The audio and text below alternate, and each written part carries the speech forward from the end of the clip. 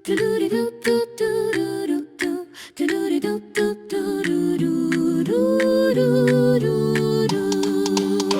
kailaliman, kung saan maliwanag ang karagatan, si Fifi ay nasa isang misyon, handa na para sa paglipad. Gamit ang kanyang kagamitan sa pagsagip, nakatakda siyang mag-explore upang matulungan ang mga nilalang sa dagat at marami pang iba. Ang tawag ng karagatan, nandito siya para ibalik. Wi-Fi Kopal, naghahanda siya para sa tawag ng karagatan. Gamit ang kanyang rescue boots, handa na siyang mahulog. Ang isang dolphin ay nakulong, ito ay gusot sa sakit.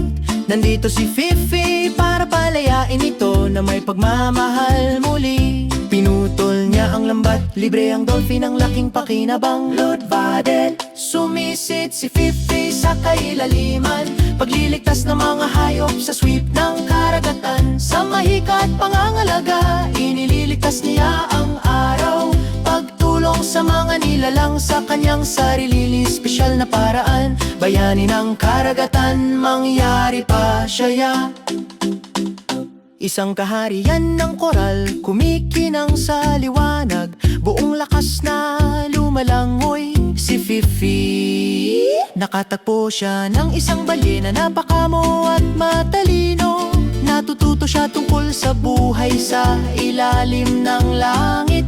Isang mapayapang mundo kung saan tumataas ang mga nilalang sa dagat. Tiyala, sumisid si Fifi sa kailaliman, pagliligtas ng mga hayop sa sweep ng karagatan. Sa mahika at pangangalaga, inililigtas niya ang araw.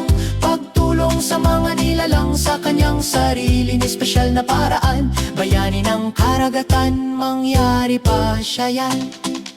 Makinang nabadyat, isang nakaistilong likas na talino.